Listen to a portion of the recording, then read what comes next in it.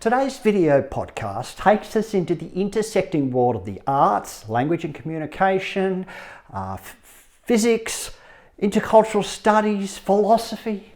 It's a whirlwind tour, and you might find yourself getting a little bit dizzy.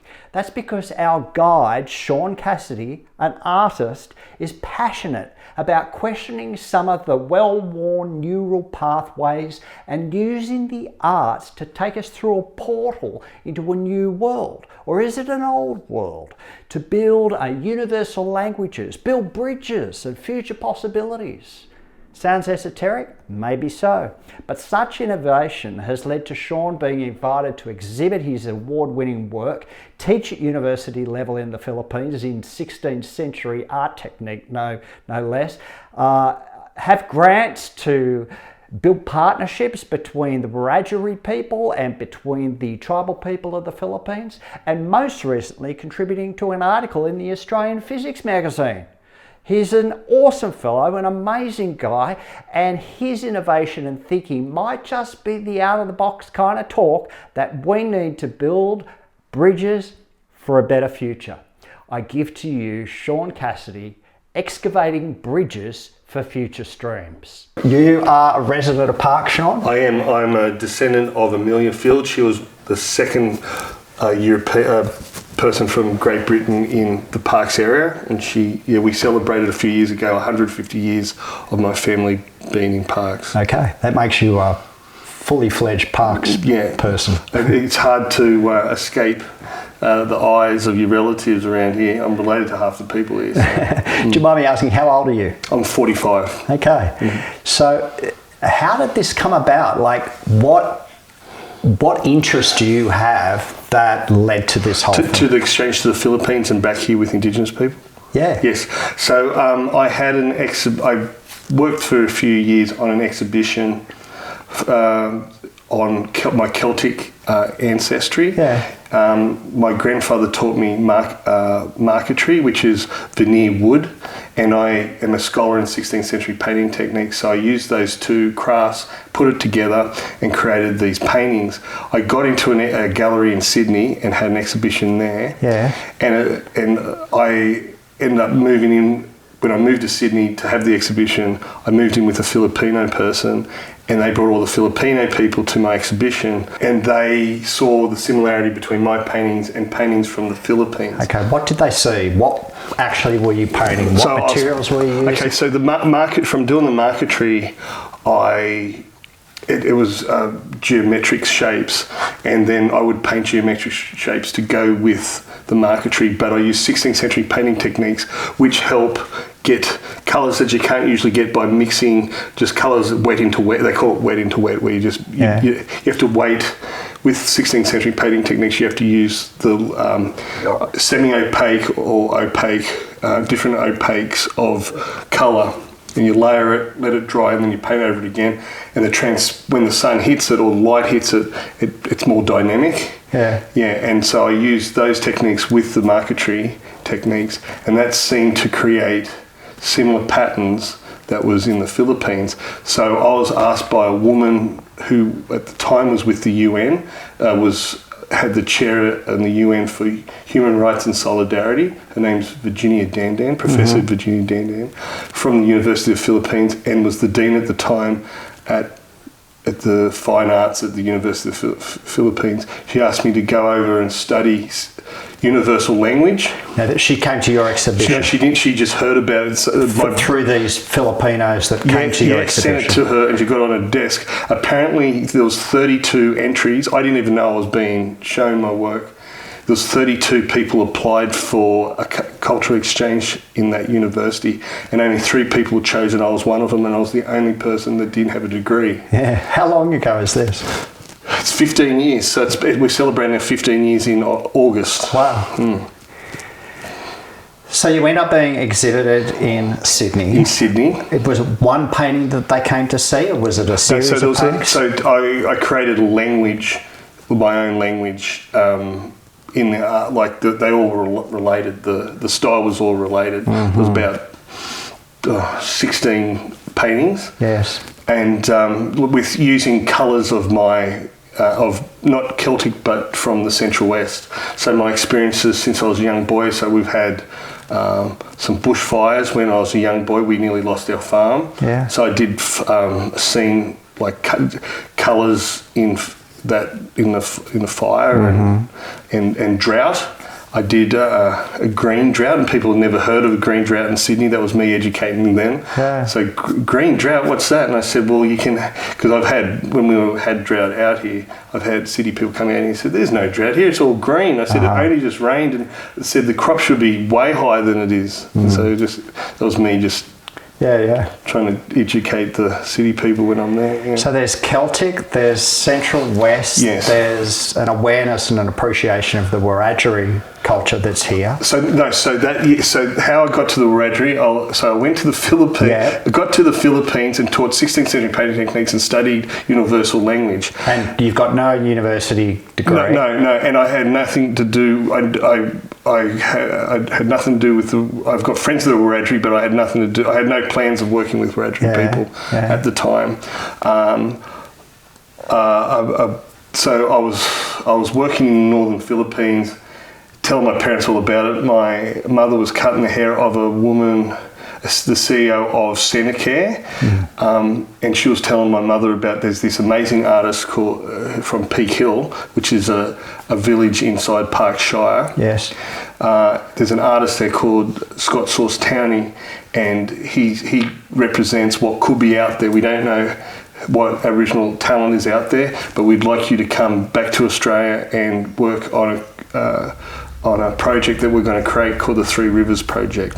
So when I finished my studies in the Philippines and had an exhibition there, I came back to Australia. Yes. So before that happened, I was in the Philippines. I made a partnership with a full-blooded Igorot man, Kankanaey man called Lope Poseidon. They used to do a lot of their carvings in bone and in wood, but Lope had translated these ancient styles of carving into pottery. He was shown by American missionary to this clay, and so they use their own clay. They find their own clay up in the village and they clean it and then they fire it. What did they see in your stuff that resonated for them? I think the longing to find my ancestral past, and the technique was 16th century painting techniques can look quite sugary sweet because of the colouring. You're not mixing colours and you're getting colours that you never can get by mixing wet and wet. It's just by layering. They saw that. I think they wanted me to teach 16th century painting techniques in the Philippines, which they used to do because they're a Spanish colony. Yeah, right. And so they knew about the layering techniques long ago, but a lot of people have forgotten about it. What seemed to resonate was the style was similar to how they do things over there. They do start off with the geometric shapes, and then they like to layer over the top just to give it texture. They use the tooth of the canvas. So with painting techniques, you try to use the shape of the brush, the texture of the bristles, the tooth of the canvas. You try to use a bit of everything. The shadow and light in the thickness of the paint on top of it. You're talking to a musician who can't draw So that's interesting. So I called my first this exhibition in Sydney, New Songs for Ancestral Voices. So to me, this music, I can hear colour, and there's movement in the brush, has a rhythm, has melody in it. Is that normal, or is this a strange characteristic? That's interesting. I think there's a hip word to call it. It's synesthesia, I think they call it, where one of your senses, you can translate one of your senses into another. So you might smell colour. I'm sure chefs do it. I don't think it's... I think chefs can do it. Perfume people definitely can do it. Wine experts were definitely able to see different notes. You know how they say notes in the wine? Yeah. You hear and you see layers. It's got a texture of powder, and like you hear this perfume people. So they definitely are doing synesthesia. Yeah. Wow. Yeah. So it's not unique to you. this is... No. So I don't know many people that don't translate it from. I've got it. I consider myself getting it. I got it pretty bad because I can translate feeling, like textures into a sound or a colour or a rhythm or like a flicker of light. Do you see that as a gift? Yes, it can be, but it's absolutely not good when you're trying to concentrate on things. What happens? Well, you see, like I want to explain things to people and I can't get it out of my mouth because there's so much information in these. I've got to read the light and the movement in my head and turn it into English. And turn it into words. Yeah, and I always wondered if I was brought up in Egypt with the hieroglyphs, would I get that better? Is some people with this... Yeah. Or if you put a bunch of people with synesthesia on an island, could they come up with this language?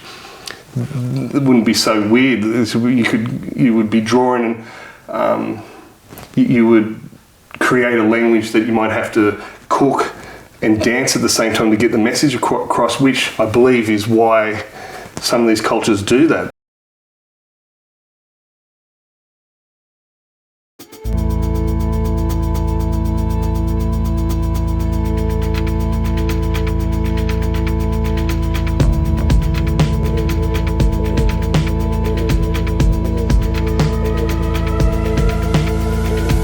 I hear the songs of woven light, I see the warp and weft alight, the wax and wane of moon at nights, the telescope in silhouette, canola gold and fields of wheat, in the valley magpies warbling, and through the mist weebills calling, throughout the day and through the night, melodies of woven light.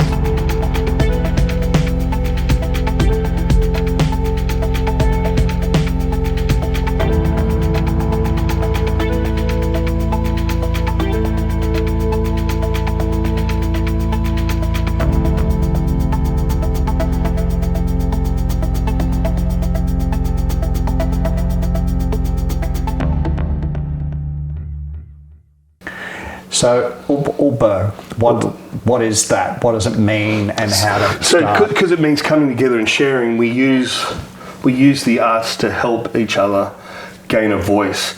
And even if you might have a different belief with me, I'll still won't. Because if you try to help each other through your beliefs, you can kind of kill the deeper meaning from trying to compromise. So instead of compromising, one person will just help the other with their skills, shut up, just help, and so the person can tell the full story in their environment, in their language, and in the way in their approach. And so give us an example of what that looks like in practice. It looks like it's a lot of hard work. You got to build trust. Like you couldn't do it without trust. If anyone said, "What's the magic ingredient?" I'd say it's trust. Yeah. So people from the Philippines are coming out here. We've had Filipinos come out here, and we've had Wiradjuri and non-Indigenous Australians going over to the Philippines. So what impact have you seen over that 15-year time frame? What's the result of it? So Source's been on a coin. Source Tanny's got on a commemorative coin of the Australian Mint, which I think is very important because he's been able to get that message out that there was Aboriginal science. On the coin it shows the emu in the sky, which was, they read the stars, and it reminds Australians that there was that kind of science with this Aboriginal culture. And also the iconographies are different from the dot art that most people are familiar with. So Wiradjuri art is different from other what people usually see as Australian Aboriginal art. So it's breaking down prejudice because it's educating us. It's gaining trust with them, and it's built. And with these exhibitions, you meet people that might be a bit, they haven't met Indigenous people before, or they haven't met artists. Some people just don't understand artists, and we're all over the place, and the way we describe things can be a bit tough for them. When you come from a 9 to 5 job and then meet an artist, you might, like you've been working with numbers and then you work with a person that's talking in colour. Yeah. So it's profiling Aboriginal art and breaking down barriers and building trust. Yes. And the partnership with the Philippines, how is that showcased? Okay, so we've had exhibitions together to show a relationship. It's actually 75 years of diplomatic ties between Australia and the Philippines. We celebrated that only last week with an exhibition. And you're a musician. We had we premiered our album. Our debut album. Ub Ubbo had brought out an album last week. So do you collaborate on this album? Yes. So music's become very important. Lope said to me, can we go beyond pottery, beyond ceramics, because that's what he does with his ceramics. And we did. We went into painting and drawing and music. Music seemed to bring people from different skills, different disciplines together, so we could use people, animators, we could film people's drummers, all to create a film clip and a song.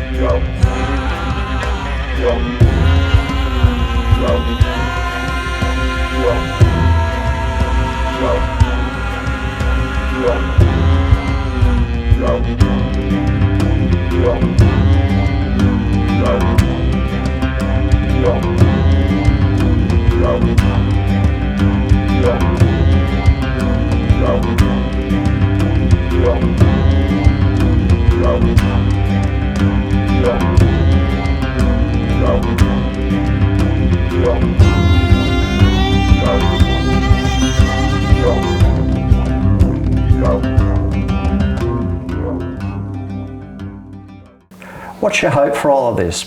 I'm hoping that it gives the Wiradjuri people identity, and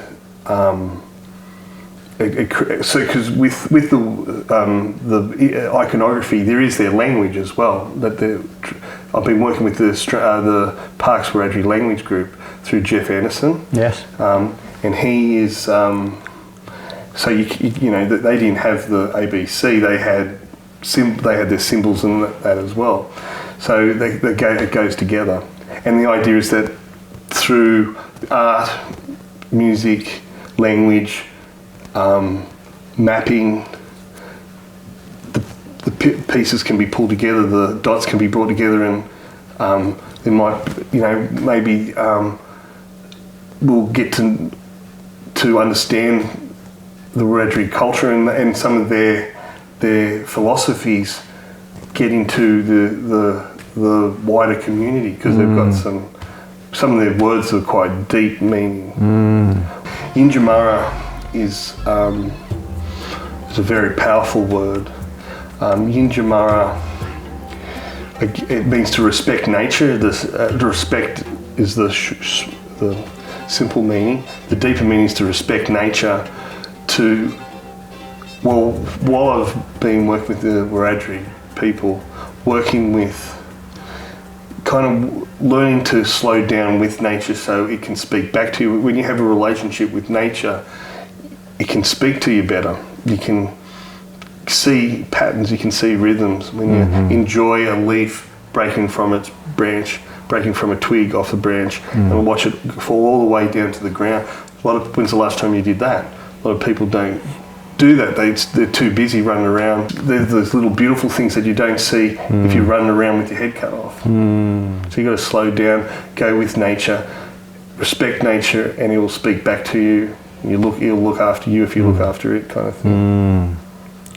Wise words.